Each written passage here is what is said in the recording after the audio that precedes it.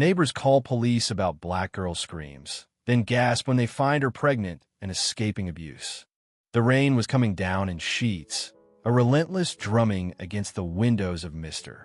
Arthur Henderson's modest two-story house in Willow Creek, a quiet suburb just outside of Pittsburgh, Pennsylvania. Arthur, a retired history teacher, was 72, his hair a wispy silver, his movements a little slower these days, but his mind still sharp as a tack. He was settled in his favorite armchair, a worn, comfortable recliner that had seen better days, engrossed in a biography of Abraham Lincoln. The only light in the room came from a brass reading lamp beside him, casting a warm, golden glow on the pages. He loved these quiet evenings, the solitude a comforting companion after the loss of his wife, Eleanor, 5 years prior. The rhythmic patter of the rain usually soothed him, but tonight there was an unsettling edge to the sound. It was a particularly violent storm, the wind howling like a restless spirit, rattling the old window frames. He tried to focus on Lincoln's early struggles, but a faint sound, a high-pitched wail, cut through the storm's symphony. Arthur initially dismissed it as the wind, but it came again, more distinct this time, a definite cry of distress. He lowered his book, his brow furrowed in concern. He strained his ears, listening intently. The sound came from next door, the house occupied by the Millers Sarah, her husband David, and Sarah's teenage daughter, Tasha. They'd moved in about 3 years ago, a seemingly normal family. David was a burly man, a construction worker, with a gruff demeanor but a ready smile. Sarah was quieter, a petite woman who worked part-time at the local library.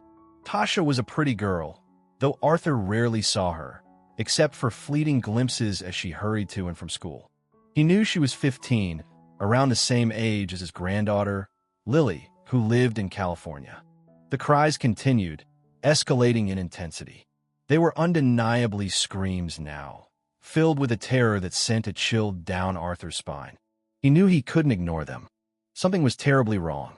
He wasn't one for interfering in other people's business, a product of his generation and his reserved nature, but this was different. This was a desperate plea for help. He got up from his chair, his joints protesting with a series of pops and creaks. He shuffled to the window, peering out into the rain-soaked darkness. The Millers' house was a dark silhouette against the stormy sky, only a faint light flickering in an upstairs window. He could hear the screams more clearly now, punctuated by muffled shouts. He couldn't make out the words, but the tone was unmistakable, angry, violent.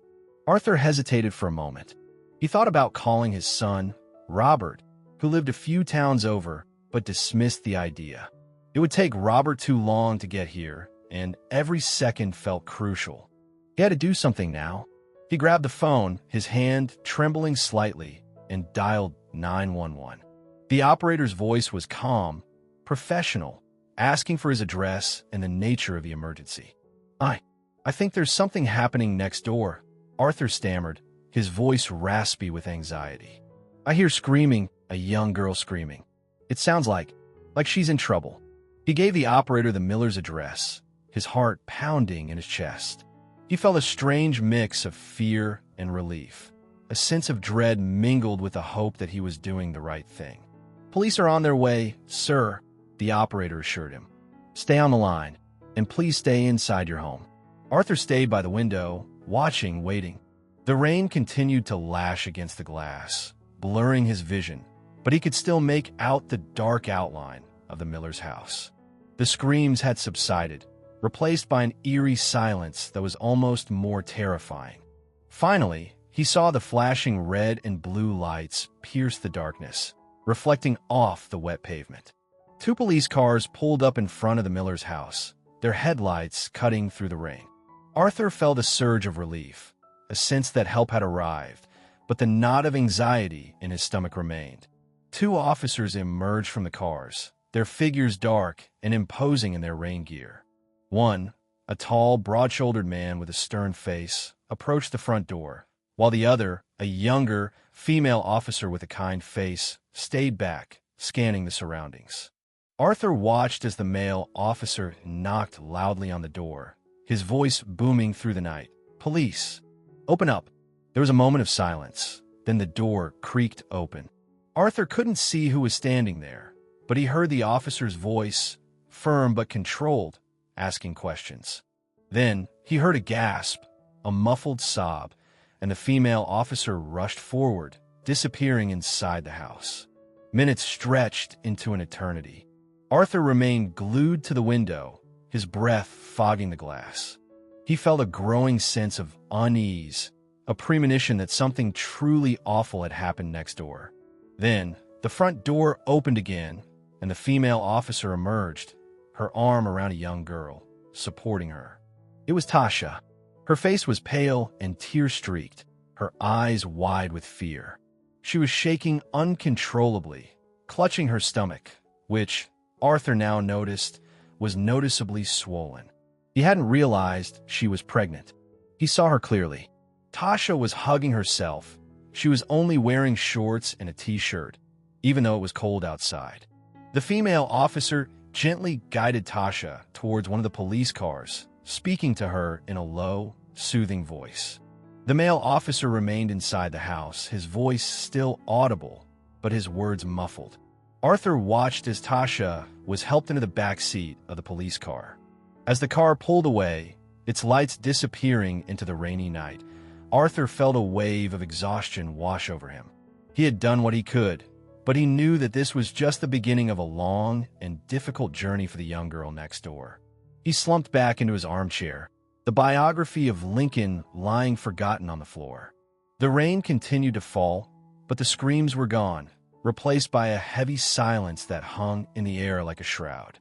He couldn't shake the image of Tasha's terrified face, her pregnant belly, and the realization that he had, quite possibly, saved her life. He didn't know the full story, but he knew he had stumbled upon something dark and deeply disturbing, a secret that had been hidden behind the walls of the seemingly ordinary house next door. The yellow school bus rumbled to a stop, its brakes hissing like an irritated snake. Tasha Miller, all elbows and knees and a burgeoning awkwardness that only 15 could bring, shuffled down the steps, her backpack heavy with the weight of unopened textbooks and unspoken worries. She kept her head down, avoiding the curious glances of her classmates. She knew what they whispered. "That quiet girl. Something's off about her. Did you hear?" The whispers had started subtly. A few months ago, around the same time her jeans had started to feel uncomfortably tight. Now, they were a constant hum in the background of her life, a soundtrack to her growing fear. Her home, the two-story house on Willow Creek, had once been a place of relative peace, if not exactly overflowing with warmth. Her mother, Sarah, had always been a distant figure, preoccupied with her own anxieties and the demands of her part-time job. Tasha had learned early on not to expect too much, to keep her head down and her feelings to herself. Everything changed when David entered the picture. He was Sarah's boyfriend, then fiancé, then, 3 years ago, her stepfather. At first, he had seemed okay. He tried to be friendly, buying her small gifts, offering to help with her homework. He'd even taken her and Sarah to a baseball game once, a rare family outing that Tasha had secretly cherished. But the facade had crumbled quickly. The smiles faded, replaced by a simmering anger that seemed to be constantly bubbling beneath the surface. He started with small things, criticisms of her clothes, her grades, her friends. He'd call her lazy, stupid, ungrateful. The words stung, but Tasha learned to swallow them, to make herself smaller, to become invisible. Then, the touching started. At first, it was seemingly innocent, a hand on her shoulder that lingered a little too long, a hug that felt a little too tight. Tasha would brush it off, telling herself it was nothing, that she was imagining things. But the touches became more frequent, more insistent. He'd find excuses to be alone with her, brushing against her in the hallway, accidentally touching her leg under the table. Her stomach would churn with a nauseating mix of fear and shame. She wanted to tell her mother, but the words caught in her throat.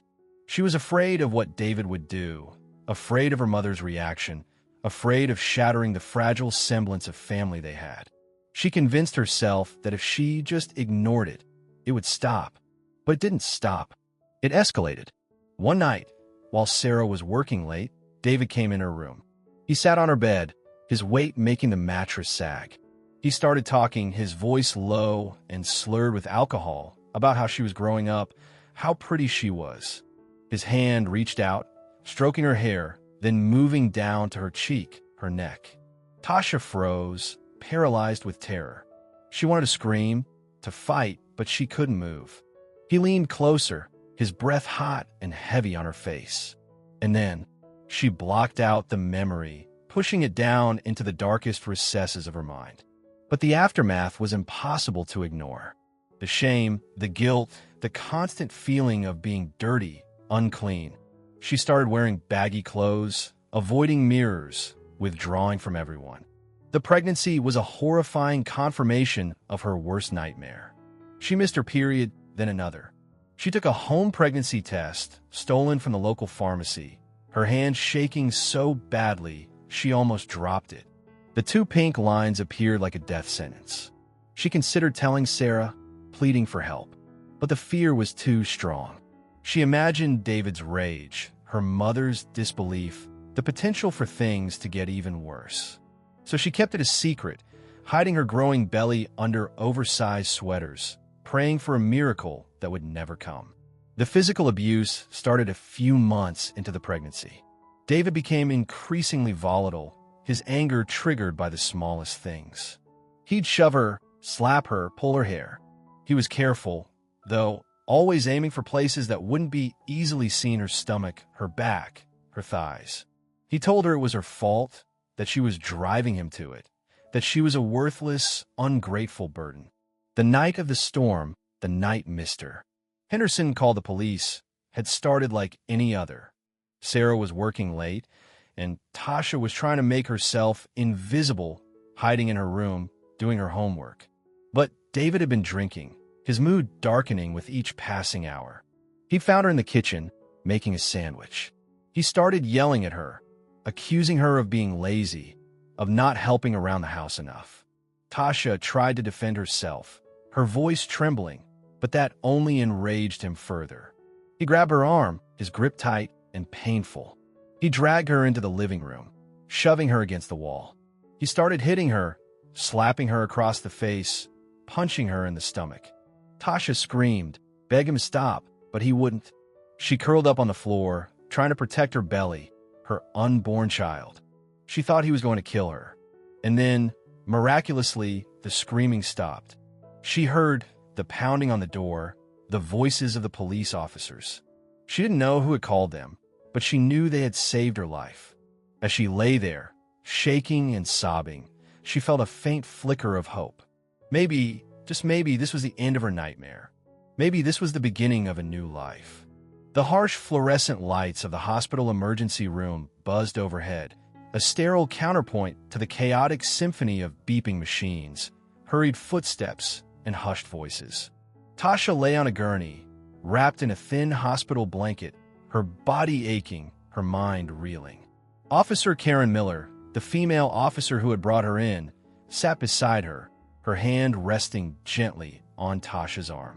Officer Miller was young, maybe early 30s, with a kind face and empathetic brown eyes.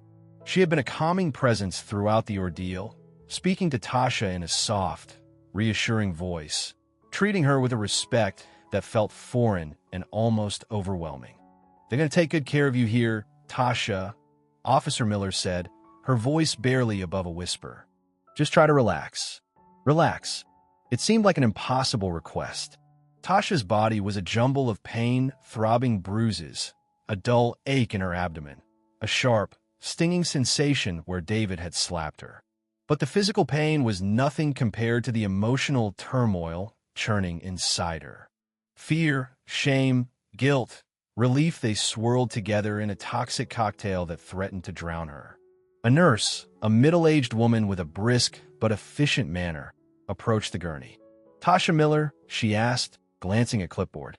Tasha nodded, her throat too tight to speak. "I'm Nurse Johnson.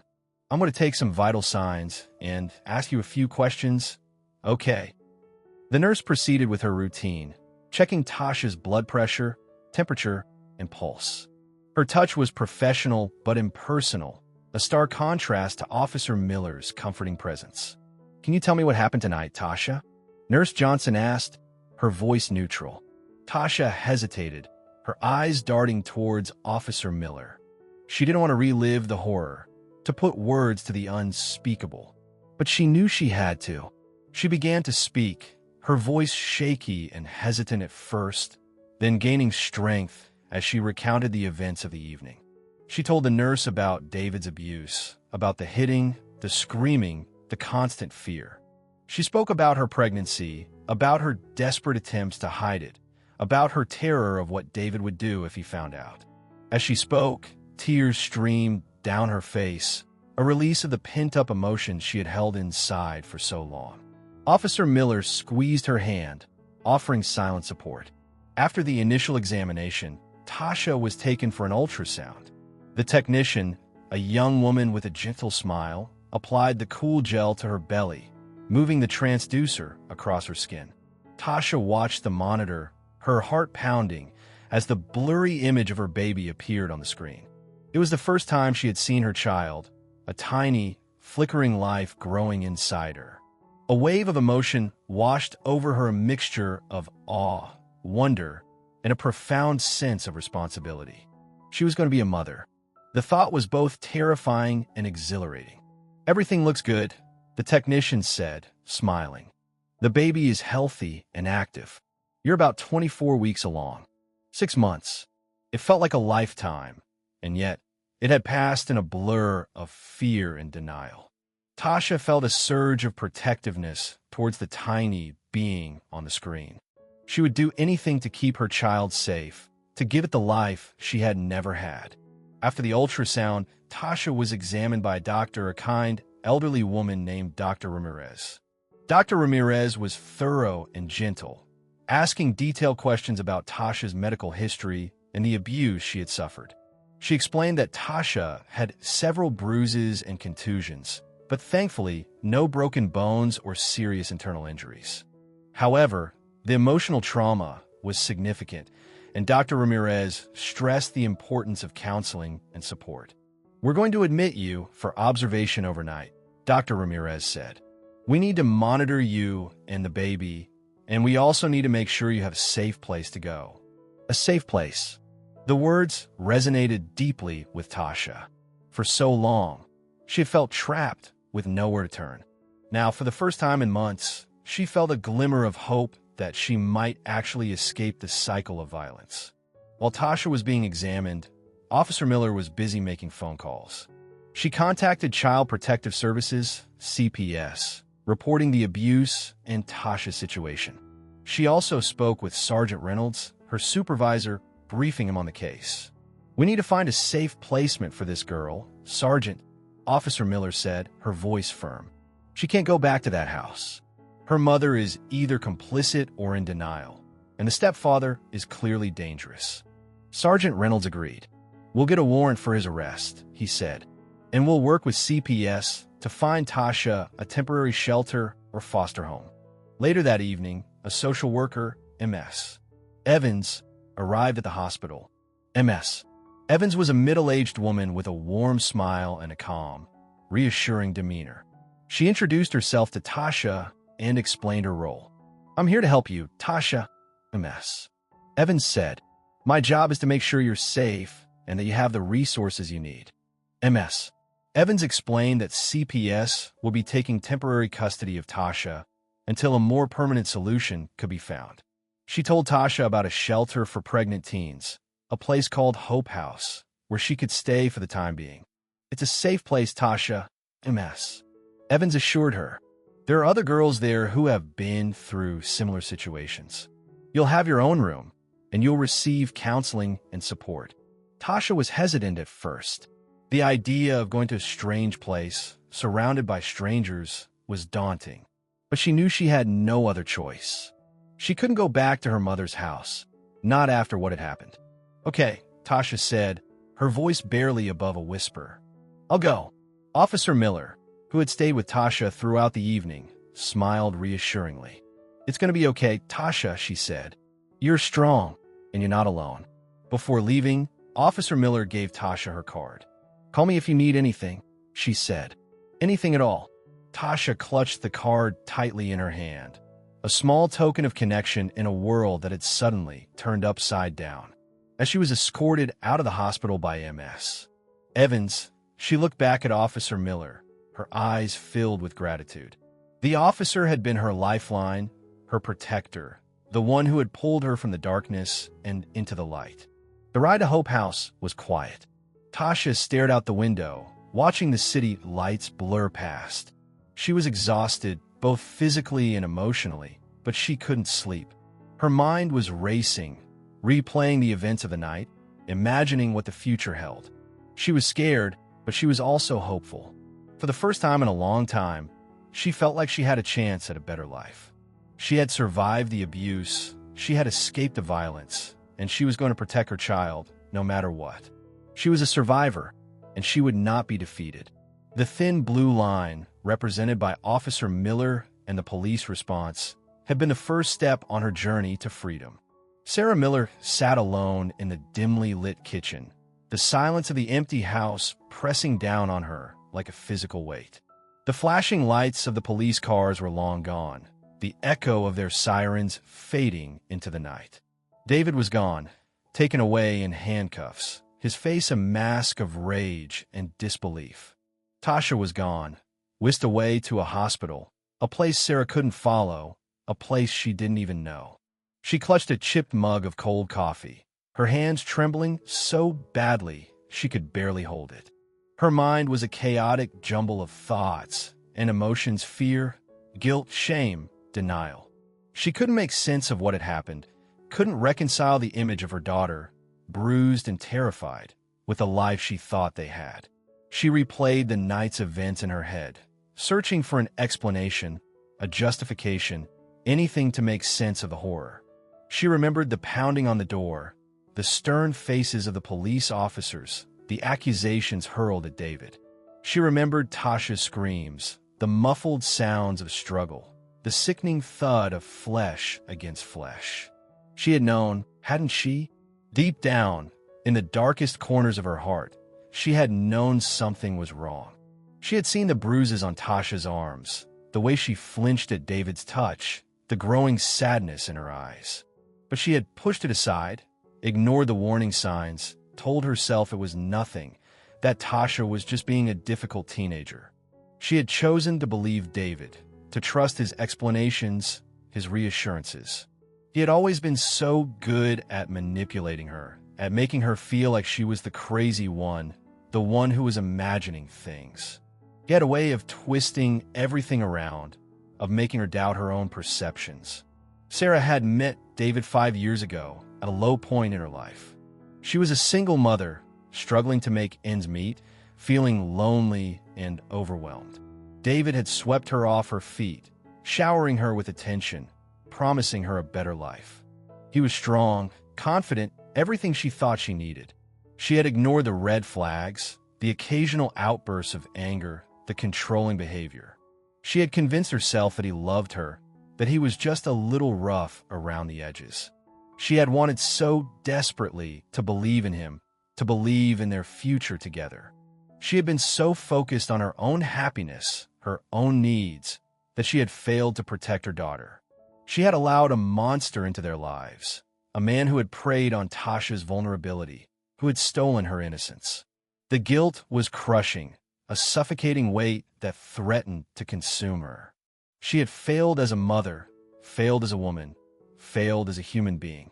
She had betrayed the one person she was supposed to protect, the one person who depended on her. She thought about calling her sister, Mary, who lived in a neighboring state. Mary had always been the strong one, the sensible one. She had warned Sarah about David, telling her he was bad news, that she should stay away from him. But Sarah hadn't listened. She had been too blinded by love, or what she thought was love, to see the truth. Now it was too late. The damage was done. Her family was shattered, her daughter traumatized, her husband, the man she thought she loved, facing criminal charges. She picked up the phone, her hand shaking, and dialed Mary's number. The phone rang several times before Mary answered, her voice groggy with sleep. "Sarah? What's wrong?" "It's the middle of the night." Sarah's voice cracked as she tried to speak. "Mary, something terrible has happened." She recounted the night's events, her voice choked with sobs. She told Mary about the police, about Tasha's injuries, about David's arrest. Mary listened patiently, offering words of comfort and support. "I'm so sorry, Sarah," she said. "I knew this would happen. I tried to warn you." "I know," Sarah whispered. "I should have listened." "It's not too late to make things right," Mary said. "You need to be there for Tasha. You need to support her, no matter what." "But what if she hates me?" Sarah cried. "What if she never forgives me?" "She might be angry. She might be hurt," Mary said. "But she's your daughter. She needs you. You have to show her that you're on her side, that you'll protect her from now on." Sarah knew Mary was right. She had to put aside her own guilt and shame and focus on Tasha. She had to be the mother Tasha needed, the mother she should have been all along. But even as she made that promise to herself, a part of her still clung to the illusion, the fantasy of the life she had built with David. She couldn't completely let go of the belief that he was a good man, that he had just made a mistake. She wanted to believe that there was still a chance to salvage their relationship, to rebuild their family. It was a dangerous delusion, a crack in the facade of her newfound resolve.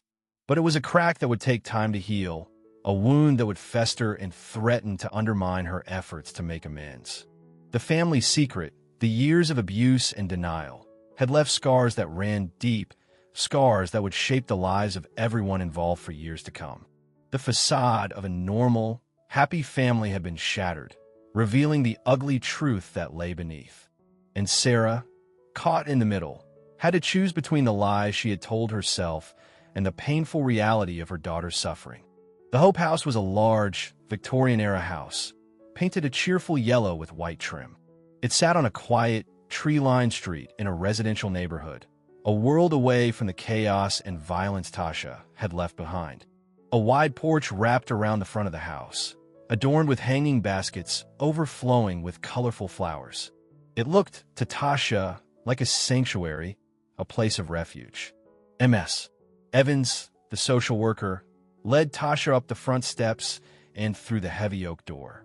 The interior of the house was warm and inviting, with hardwood floors, cozy furniture, and walls decorated with artwork created by the residents. The air smelled faintly of freshly baked cookies.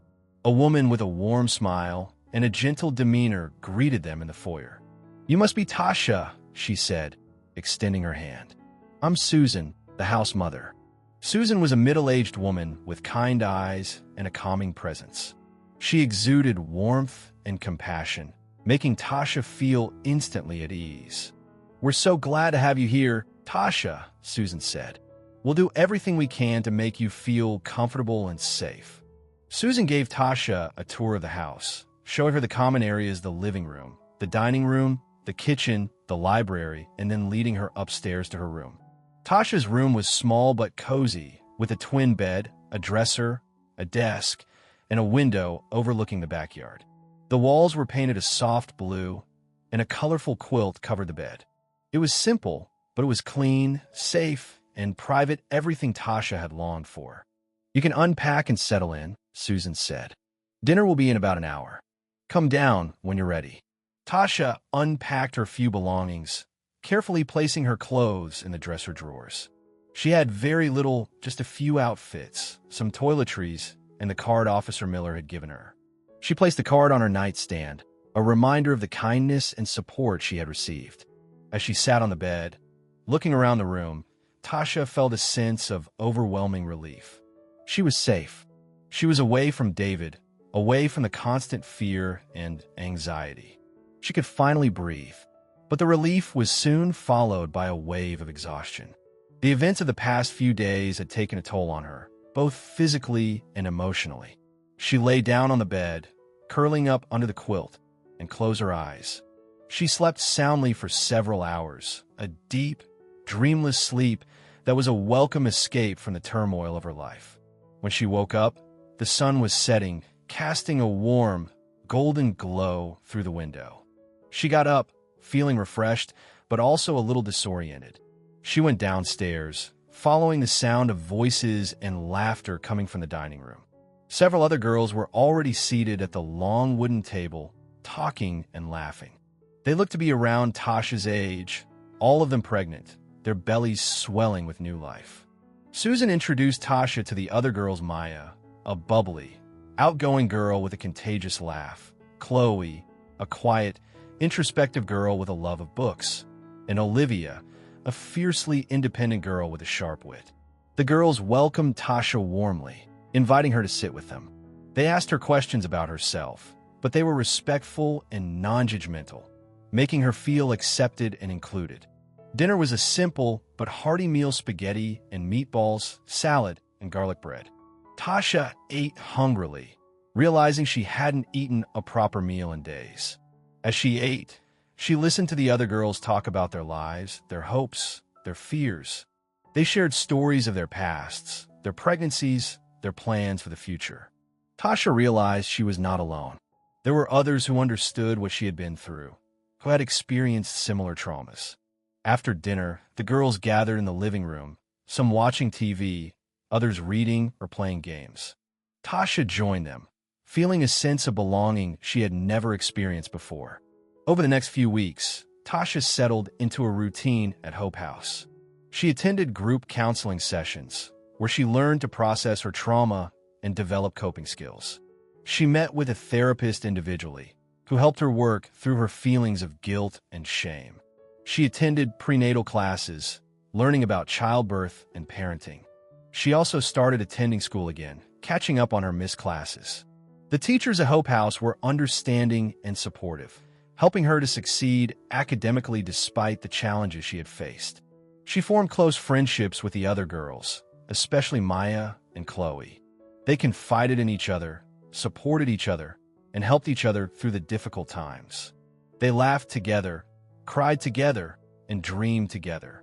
Tasha began to heal, both physically and emotionally. The constant fear and anxiety that had plagued her for so long began to subside. She started to feel safe, secure, and hopeful about the future. She also started a bond with her unborn child. She talked to her baby, sang to her baby, and read to her baby. She felt the baby move inside her, a fluttering sensation that filled her with awe and wonder. She decided to name her baby Hope, a symbol of a new life she was creating, a testament to the resilience of the human spirit. She knew that the road ahead would be challenging, but she was determined to be a good mother, to give Hope the love and support she deserved. Hope House was more than just a shelter. It was a community, a family.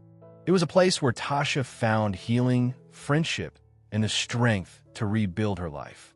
It was a safe harbor in the storm, a place where she could finally begin to dream of a brighter future. The sterile, imposing courthouse loomed before Tasha, a stark reminder of the legal battle that lay ahead. She clutched Ms. Evans' hand, her own palms sweating, her heart pounding in her chest. The weight of the upcoming testimony pressed down on her, a mixture of fear, anxiety, and a fierce determination to see justice served. The weeks following her escape had been a whirlwind of legal proceedings. David had been arrested and charged with multiple counts of assault, sexual abuse, and endangering the welfare of a child. He had pleaded not guilty, his lawyer arguing that Tasha was a troubled, rebellious teenager who had fabricated the allegations. Sarah, initially considered a witness, was now facing potential charges of child endangerment and failure to protect. Her initial denial and complicity in David's abuse had come to light during the investigation, forcing the authorities to reevaluate her role in the tragedy. She had hired her own lawyer, a sharp, ambitious woman who was determined to minimize her client's involvement. Tasha had given her statement to the police, recounting the years of abuse in excruciating detail. It had been one of the hardest things she had ever done, forcing her to relive the trauma, to expose her deepest vulnerabilities. But she knew it was necessary, not just for her own sake, but for the sake of her unborn child, and for any other potential victims of David's cruelty. The preliminary hearing had been a blur of legal jargon and procedural wrangling. Tasha had been called to testify, facing David across the courtroom for the first time since her escape. He had glared at her, his eyes filled with hatred and resentment. She had faltered at first, her voice trembling, but she had found strength in MS. Evan's presence and in the memory of her baby, Hope. She had told her story clearly and truthfully, despite the defense lawyer's attempts to discredit her. Now, the trial was about to begin. Tasha knew it would be even more grueling, a public spectacle that would expose her most private pain to the scrutiny of strangers. But she was prepared. She'd spent weeks working with MS. Evans and a therapist, preparing for the cross-examination, learning how to stay calm and focused under pressure. As she entered the courtroom, Tasha took a deep breath, trying to steady her nerves. The room was packed with people, lawyers, court officials, journalists, members of the public. She saw her mother, Sarah, sitting in the gallery, her face pale and drawn. Their eyes met for a fleeting moment, and Tasha saw a mixture of emotions in her mother's gaze: guilt, shame, regret, and perhaps a flicker of love. David sat at the defendant's table, his lawyer beside him. He looked different than Tasha remembered, smaller, somehow less intimidating. But his eyes still held that same cold, calculating look that sent a shiver down her spine. The trial began with the prosecution's opening statement. The prosecutor, a stern-faced woman named MS. Johnson, no relation to the nurse, outlined the case against David, painting a picture of a manipulative, abusive predator who had preyed on a vulnerable young girl. She described Tasha's injuries, the evidence of sexual abuse, and the pattern of controlling behavior that David had exhibited. This case is about a young girl's courage, MS. Johnson declared, her voice ringing through the courtroom.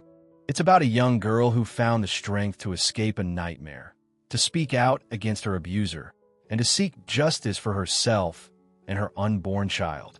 David's lawyer, a slick, silver-haired man named Mr. Thompson, presented a very different narrative in his opening statement. He portrayed Tasha as a troubled teenager, prone to lying and exaggeration. He argued that she had a history of behavioral problems, that she had resented David's attempts to discipline her, and that she had fabricated the allegations to get attention and to escape her home life. This case is about a young girl's lies, Mr. Thompson asserted. It's about a young girl who used false accusations to manipulate the system and to destroy a man's life. The first few days of the trial were a blur of witnesses and evidence. The prosecution called Officer Miller, who testified about her observations on the night of the call, describing Tasha's injuries and her terrified demeanor. Dr. Ramirez testified about the medical evidence, confirming the signs of physical and sexual abuse. MS. Evans testified about Tasha's placement at Hope House and her progress in therapy. The defense called witnesses who attempted to paint a negative picture of Tasha, portraying her as a difficult, rebellious teenager. They called a former school counselor who testified about Tasha's truancy and behavioral issues. They called a neighbor who claimed to have seen Tasha engaging in inappropriate behavior with other teenagers. Tasha listened to the testimony, her emotions churning. It was infuriating to hear her character attacked, her experiences minimized, her pain dismissed. But she held her head high, reminding herself that she was telling the truth, that she had nothing to be ashamed of. Finally, the day came for Tasha to take the stand. She walked to the witness box, her legs trembling, her hands clammy. She swore to tell the truth, the whole truth, and nothing but the truth. MS. Johnson, the prosecutor, guided Tasha through her testimony, asking her to recount the years of abuse in detail. Tasha spoke slowly and deliberately, her voice clear and strong, despite the tears that streamed down her face. She described the physical violence, the sexual abuse, the constant fear and humiliation. She told the jury about her pregnancy, about her desperate attempts to hide it, about her fear of what David would do if he found out. The courtroom was silent, the only sound Tasha's voice and the occasional muffled sob. The jury listened intently, their faces etched with a mixture of horror, sympathy, and disbelief. Then came the cross-examination. Mr. Thompson, David's lawyer, approached Tasha with a predatory smile. He began his questioning gently, almost sympathetically, but his tone soon turned accusatory. He questioned Tasha's credibility, suggesting that she was lying, that she had made up the allegations to get attention. He grilled her about her past, bringing up her truancy, her behavioral problems, her relationships with other boys. He tried to paint her as a promiscuous, manipulative teenager who was responsible for her own problems. Isn't it true, Ms. Miller, that you have a history of lying? Mr. Thompson asked, his voice dripping with sarcasm. No, das arrible firmly. I have a history of being abused. Isn't it true that you resented Mr. Miller's attempts to discipline you? He didn't discipline me, Tasha said. He abused me. Mr. Thompson continued his relentless attack, trying to poke holes in Tasha's story, to confuse her, to make her doubt herself. But Tasha held her ground. She answered his questions truthfully and calmly, refusing to be intimidated. She had been through worse, and she would not be broken. The cross-examination lasted for hours, a grueling ordeal that tested Tasha's strength and resilience. But she emerged from it stronger, her credibility intact, her truth unshaken. After Tasha's testimony, the prosecution called one final witness, Sarah, Tasha's mother. Sarah's testimony was crucial, as she was the only other person who had witnessed David's abuse. Sarah took the stand, her face pale and drawn, her eyes filled with a mixture of guilt and fear. She had initially denied any knowledge of the abuse, protecting David, but she had eventually come forward, admitting that she had known about it and had failed to protect her daughter. Under questioning from Ms.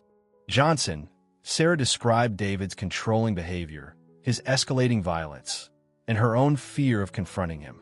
She admitted that she had seen the bruises on Tasha's body, that she had heard her crying at night, but that she had chosen to ignore it, to pretend it wasn't happening.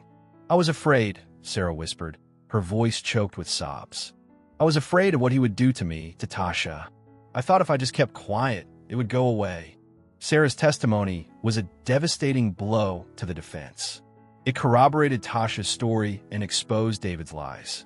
It also highlighted Sarah's own culpability, her failure to protect her child. The defense tried to discredit Sarah, arguing that she was a liar, that she was only testifying against David to save herself. But Sarah's emotional breakdown on the stand, her raw display of guilt and remorse, was difficult to dismiss. After Sarah's testimony, both sides rested their cases. The jury was sent to deliberate, to decide the fate of David Miller and the future of Tasha and her unborn child. The waiting was agonizing. Tasha sat in a small room with Ms. Evans, her stomach churning with anxiety. She had done everything she could, told her story truthfully and courageously. Now it was out of her hands. Hours passed, stretching into an eternity. Finally, the jury returned. The courtroom was hushed as the foreman read the verdict. On the charge of aggravated assault, we find the defendant, David Miller, guilty. On the charge of sexual abuse, we find the defendant guilty. On the charge of endangering the welfare of a child, we find the defendant guilty. Tasha felt a wave of relief wash over her. Justice had been served. David would be held accountable for his crimes. She looked at her mother, Sarah, who was sobbing uncontrollably. Tasha felt a mixture of pity and anger towards her mother, but also a glimmer of hope that they could eventually rebuild their relationship. David was sentenced to a lengthy prison term. Sarah was placed on probation and ordered to attend therapy. She was also ordered to have no contact with Tasha until Tasha turned 18, unless supervised by a court-appointed guardian. The trial was over, but the healing had just begun. Tasha had faced her abuser, spoken her truth, and found justice. But the scars of the past would remain, a constant reminder of the pain she had endured. With the support of Ms. Evans, the staff at Hope House, and her newfound friends, she would continue her journey towards recovery, towards building a new life for herself and her child, Hope. The legal process had been a crucial step, providing accountability and closure, but the true healing would come from within, from Tasha's own strength and resilience. 5 years had passed since the rainy night that changed Tasha Miller's life forever. The world was a different place, and so was she. She was no longer the terrified, pregnant teenager who had stumbled out of her abuser's house. She was a young woman, a mother, a survivor. Hope, her daughter, was a bright, bubbly 4-year-old with Tasha's dark eyes and a mischievous grin that could melt the hardest heart. She was the center of Tasha's world, the reason she had fought so hard to overcome her past. Tasha had left Hope House after a year, moving into a small apartment in a quiet neighborhood. She had gotten a job as a receptionist at a local doctor's office, and she was taking night classes at the community college, working towards a degree in social work. She wanted to help other young women who had been through similar experiences to be the support system she had so desperately needed. Her relationship with her mother, Sarah, was still strained, but they were slowly working on rebuilding it. Sarah had completed her probation in therapy, and she was making a genuine effort to make amends for her past mistakes. She saw Hope regularly, under Tasha's supervision, and she was a loving and supportive grandmother. Tasha had occasional contact with Officer Miller, the kind police officer who had been her lifeline on that fateful night. Officer Miller had followed Tasha's progress, offering words of encouragement and support. She was a reminder that there were good people in the world, people who cared and who were willing to help. Mr. Henderson, the elderly neighbor who had called the police, had passed away peacefully a year after the trial. Tasha had visited him in the hospital before he died, thanking him for his bravery and compassion. He had told her that he was proud of her, that she was a strong and courageous young woman. David Miller remained in prison, serving his lengthy sentence. Tasha had no contact with him, and she tried not to think about him. He was a part of her past, a dark chapter in her life, but he no longer had any power over her. The scars of the abuse remained, both physical and emotional. Tasha still had nightmares sometimes, still flinched at loud noises or sudden movements. She still struggled with feelings of shame and guilt, despite the years of therapy. But she was learning to manage her trauma, to cope with the triggers, to live a full and meaningful life. She had found strength in her daughter, in her friends, in her work, and in her studies. She had found purpose in helping others, in sharing her story, in advocating for victims of abuse. One sunny afternoon, Tasha took Hope to the park. They played on the swings, the slides, and the merry-go-round. Hope's laughter filled the air, a joyful sound that chased away the shadows of the past. As Tasha watched her daughter play, she felt a sense of overwhelming gratitude. She had survived. She had overcome. She had created a beautiful life for herself and her child. She knew that the journey ahead would not be easy. There would be challenges, setbacks, moments of doubt, but she was no longer alone. She had a support system, a network of friends and family who loved and cared for her. She had a purpose, a mission to help others. And she had Hope, her constant source of strength and inspiration. The ripples of that rainy night 5 years ago continued to spread, touching the lives of everyone involved. Mr. Henderson's act of courage had set in motion a chain of events that had led to Tasha's rescue, David's imprisonment, and Sarah's reckoning. It had also inspired Officer Miller to continue her work, protecting vulnerable children and families. Tasha's story was a testament to the resilience of the human spirit, the power of hope, and the importance of intervention. It was a reminder that even in the darkest of times, there's always light, always a chance for healing and redemption. And it was a call to action, urging us all to be vigilant, to speak out against abuse, and to support those who have been victimized. The long-term impact of that night was not just about the trauma and the pain, but also about the strength, the courage, and the hope that emerged from the ashes. It was a story of survival, of resilience, and of the enduring power of the human spirit to overcome even the most horrific of circumstances.